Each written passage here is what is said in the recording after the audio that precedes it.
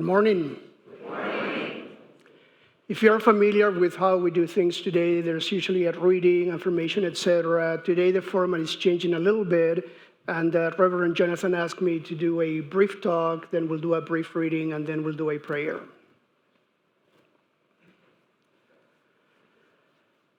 I have died 1,000 deaths, and I have been crucified by my own people in my own homeland. And so it's been a great journey of forgiveness to learn why things are the way they are.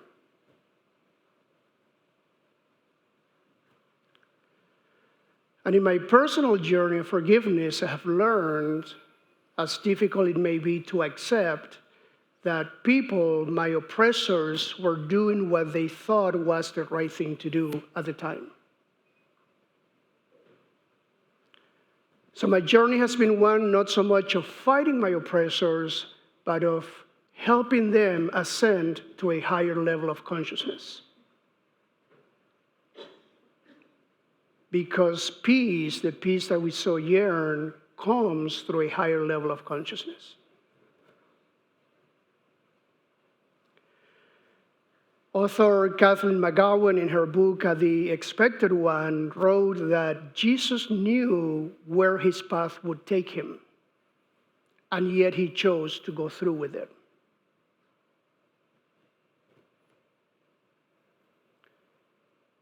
Perhaps he knew that through his own personal suffering, we all, years and years and years later, could learn a lesson which will help us rise to higher levels of consciousness.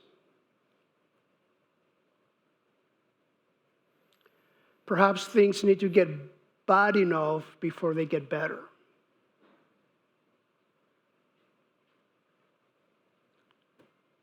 And while I'm not into sacrifices per se, sometimes it takes a sacrifice to bring on a better life for all of us.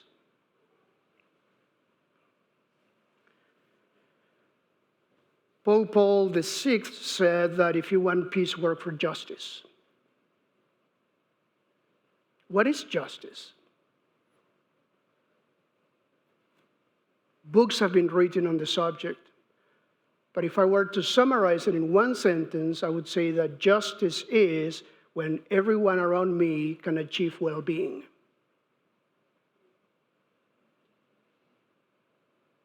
Can we help each other achieve well-being?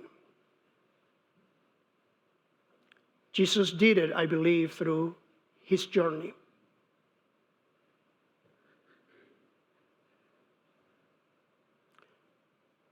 And he rose. Whether we believe in a literal rising or in a figurative rising, it doesn't matter. Jesus rose, he got through the circumstances, and he brought himself back to life. Let us bring ourselves back to life, physical life, spiritual life. And let us follow the example of that one man some time ago that knew where his journey would take him, but he knew that his journey would bring much, much good outcome for the rest of humanity. Today I celebrate that someone was willing to do it for me. And today I will say I'm willing to do it for you as well. Unity author Eric Butterworth wrote a little bit about the experience of Jesus, and I will read to you a brief excerpt from one of Eric Butterworth's writings, and then we will go into the song and the prayer.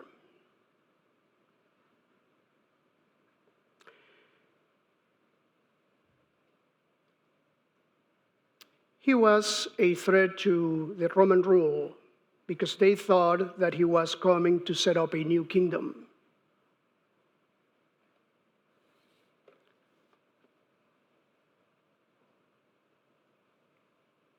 Let me try that again. There was a great deal of resistance to his being there, a great deal of fear, and a great deal of confusion in the minds of most people. He was a threat to the Roman rule because they thought that he was coming to set up a new kingdom, which was not what he was all about. He was a threat to the established church of that day because they thought that he was coming to supplant their religion, which is not at all what he was about. Ultimately, he was arrested on made-up charges, and after a mock trial, he was taken to a high hill, and along with two common thieves, he was brutally crucified.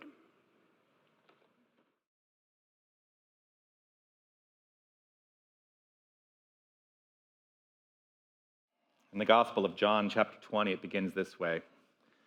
Early on the first day of the week, while it was still dark, Mary Magdalene came to the tomb and saw that the stone had been removed from the tomb. Then Peter and the other disciple, I still don't know who that other disciple was.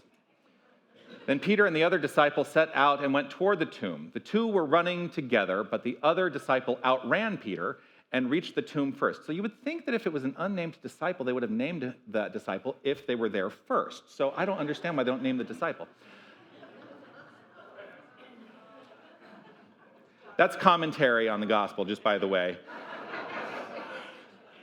So this disciple, he bent down to look in, and he saw the linen wrappings lying there, but he did not go in.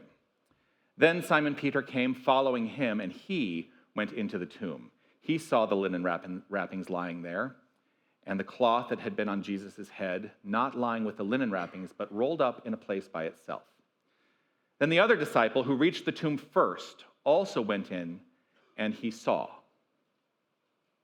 and he believed. Now, because in the unity philosophy we deal in metaphor, all of this is metaphor. The empty tomb is a symbolic container of the old self from which we are seeking to rise. You know, I was thinking about Good Friday, and I do joke and say it was not so good for Jesus. But Good Friday is all about the releasing of our reliance on the circumstantial world. The whole story of Easter is about rising above the circumstances and realizing that we are the creators of our experience. We are the creators of our circumstance. That's what Jesus was here to teach. He consistently said repeatedly over and over and over and over and over, it is done unto you as you believe. So the question then becomes, what is it you believe? Because that is how your life is showing up. And sometimes the belief sometimes the belief must give way for something new to rise within so that we can create a whole new life. Now, the linen wrappings that are referred to that were left behind are like the wrappings that we all have. Former identities, former roles that we may have played in life, the limitations that we have established upon ourselves. And those limitations, I want to be really clear, those limitations can be important ways in which we interact with the world, but there are times when the limitation must give way for something new to be expressed. For sometimes those limitations can no longer contain the infinite divine presence that is at the core of each and every one of us. And so my question today, in some ways, begins with these two questions. Actually, it's two questions that I want to ask you today. What are you ready to leave in the tomb? And what part of your truth are you willing to rise into? Need a moment of peace or inspiration? Call the Unity of Tucson prayer line for a comforting, uplifting prayer, available 24/7. Each month, we offer a new affirmative prayer to support you on your prayer journey. Take a deep breath, listen, and know that you are never alone. Call today and let the power of prayer uplift your spirit.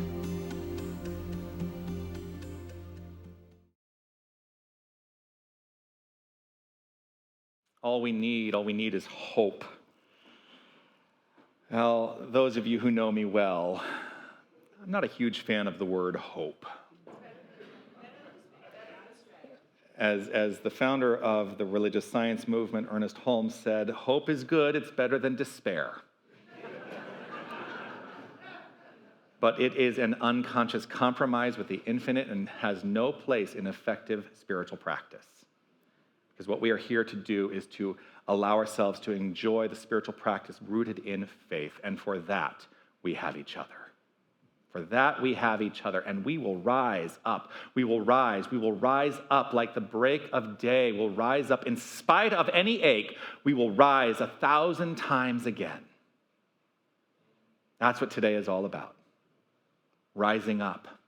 Now, in every gospel account, there is the stone that covers the tomb is mentioned, right? In every gospel account, that stone is mentioned. And this stone is equivalent to the limitation in our belief. And once that limitation has been rolled back, we are opened up to a greater understanding of our expression as divinity itself. That's what Jesus was here to teach. He did not want to set himself apart.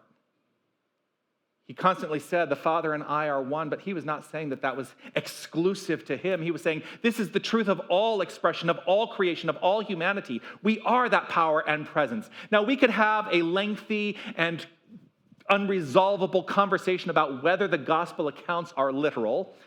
I hold that they are there to allow us to understand something more deep. So whether they are literal or figurative, it doesn't matter. It doesn't matter, because whether yes or no, how might we learn from them? What wants to be known, and what is the manner of knowing? Now, in the Gospels, we are presented with the teachings of the man, Jesus, whose primary message was this: love only. Full stop.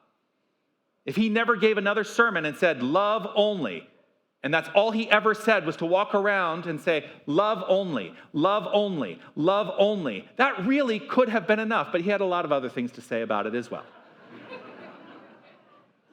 What has transformed over these last nearly 2,000 years is a teaching of reliance on a faith that there is something out there separate from self, which is not what Jesus was about. He said the faith is within. The faith is part of who each and every one of us is. Great emphasis is given to the stories of the virgin birth and the brutal death and resurrection, and that if we believe the death of this great teacher was a sacrifice, then we are all saved from original sin. And you know what the original sin was? Because there's nothing we need to be saved from. I want to be really clear. There's nothing we need to be saved from.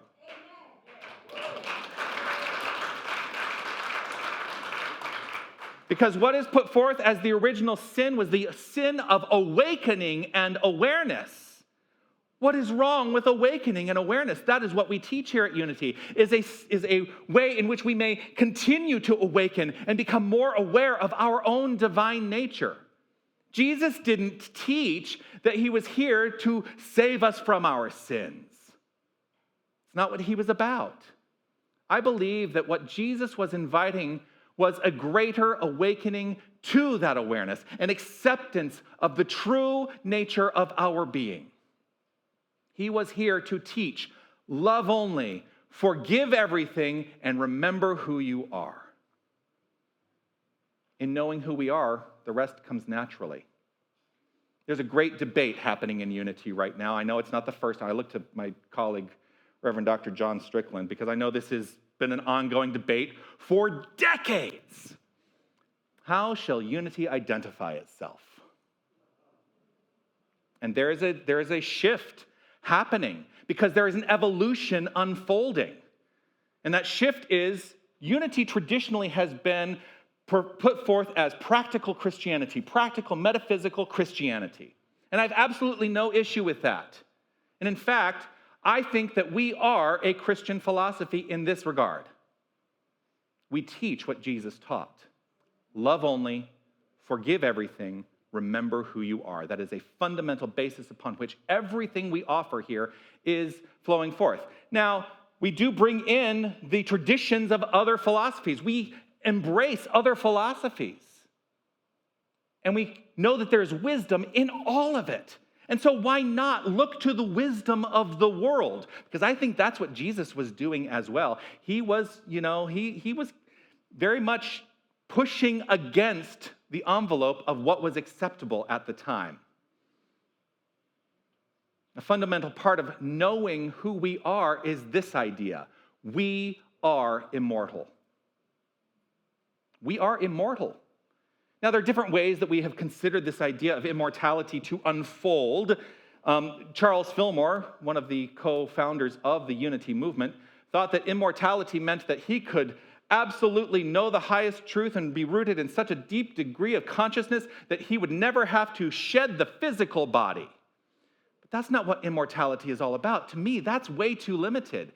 The infinite nature of myself, the infinite nature of each and every one of us is that thing which is immortal. And while we will shed this physical beingness, we will continue on to be something else at some junction in this magnificent, I'm about to fall over, in this magnificent universe of ours.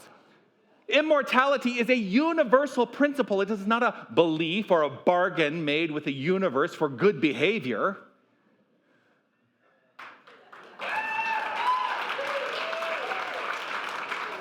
Because here's the thing, the Spirit, the infinite Spirit, divine source, God, whatever you choose to call it, knows only life. It knows nothing else. It knows only life. It is eternal. It is continuous. It is evolutionary. It is expanding. So here's the question. What are you prepared for? What are you preparing for in any given moment around how you will rise above the circumstances of your life, which may be challenging? Anyone have challenges? Too frequently, we are looking for the next thing at the expense of our life right now. It's short-sighted. It's short-sighted.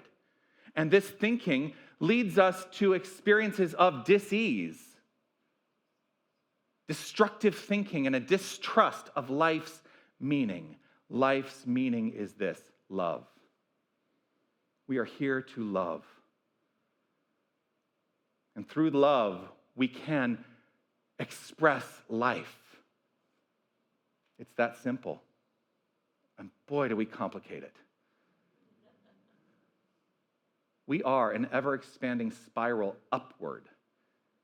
Each and every one of us is an ever-expanding spiral upward. That is the nature of life. Evolution is the nature of life. And so the circumstances must evolve. And sometimes what that means is that old ideas, old paradigms, old considerations must drift away in order for something new to be expressed.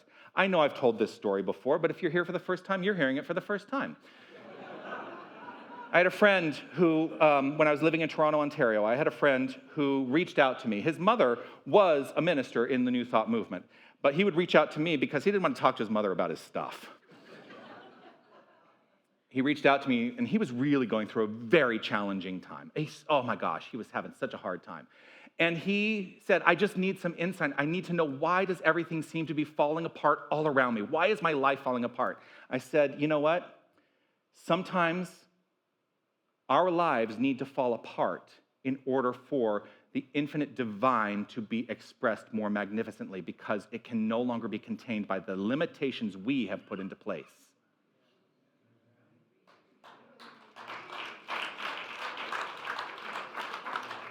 And so if things seem to be falling apart all around us,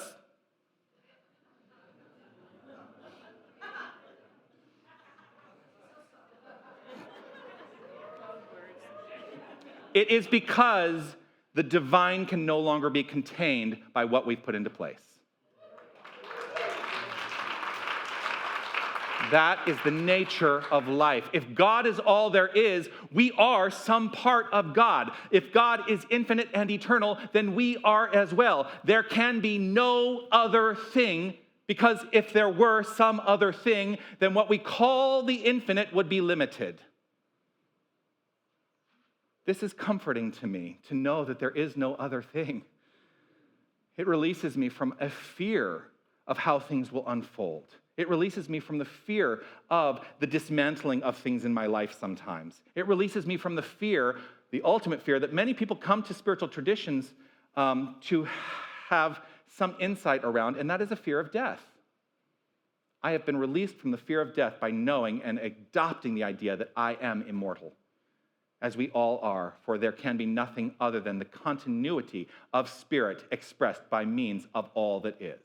And we are part of that. We cannot be separate from it. Jesus taught many lessons.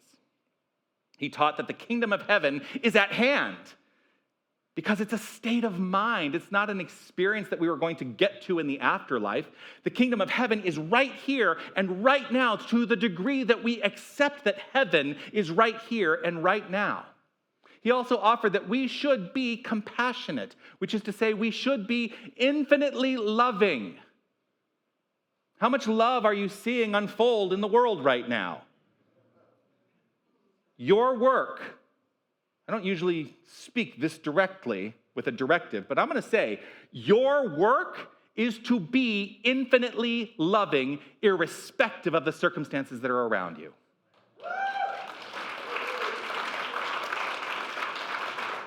Jesus was here to say we must live a life rooted in faith. So I ask you, what is your faith?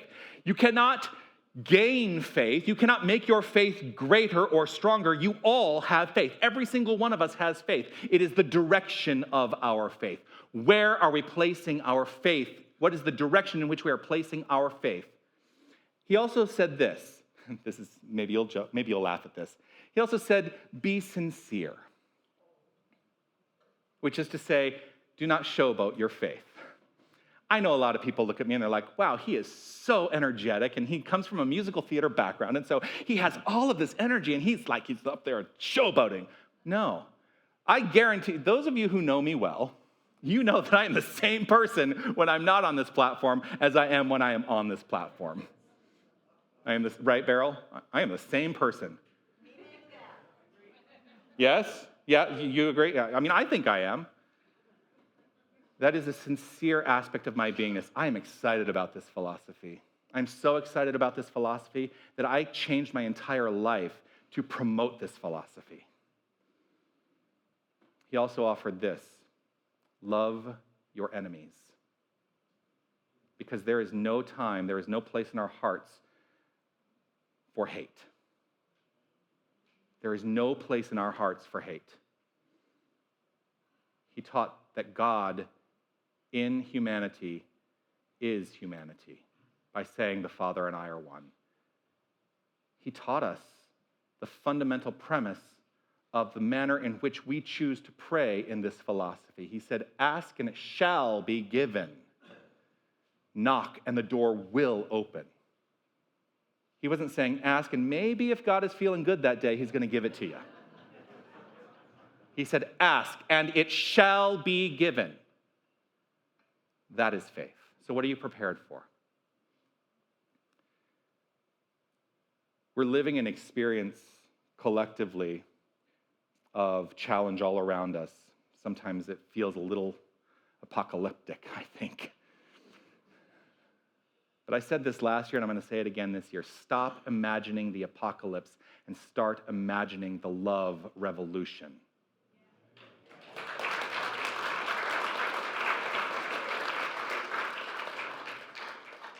Our work is to always be prepared for the expression of and the acceptance of infinite love. In traditional paths of Christianity, there is the consideration that Jesus was here to fulfill the commandments of the Hebrew texts, of the Hebrew scripture. And through that fulfillment, he offered that there is really only one commandment. There's one commandment, which he uttered at the Last Supper. It was recounted in John chapter 13, verse 34. He said, a new commandment I give to you, that you love one another. Just as I have loved you, you are also to love one another. That's what he wanted to leave us all with. Immortality is a universal principle, not a belief or bargain made with the universe for good behavior. Live a life rooted in being the expression of love in every interaction and you are living a blessed life. Let your life be rooted in doing these things because they feel right, not because we think that we might get some reward or something that we might obtain later. Live your life rooted in love because it feels right. God knows only life. It is eternal continuity, evolution, and expansion. And so today, when we consider the notion of resurrection, remember this: all are resurrected, for we are all consistently rising above the circumstances of our life. So will you fly in that experience? Will you evolve in your experience of life? Who would you like to be? Because now, right here, right now, this is the opportunity. You're not getting someplace to be who you would like to be. Accept your truth right here and right now, and let it be the manner in which you flow forth into expression. The power of the figure that is Jesus is not in the stories of supernatural experiences, but rather in the teaching of love, of kindness, of respect, and equity. The real miracle of Jesus was the teaching that he offered this world, which we share every single day. Love only, forgive everything, remember who you are. Peace and blessings. You are magnificent.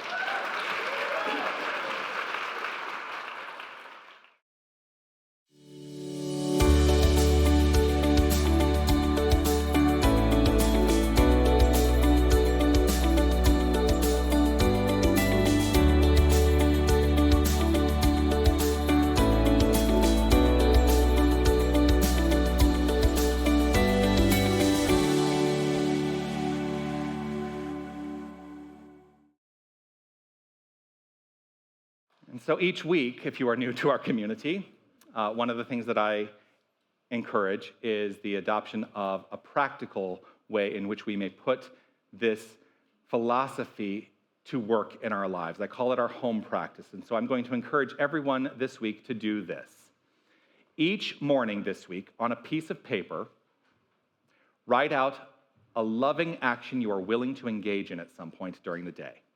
Write it out on a piece of paper, some loving action that you are willing to engage in at some point during the day. Now, place the paper somewhere where you know you will see it later in the day.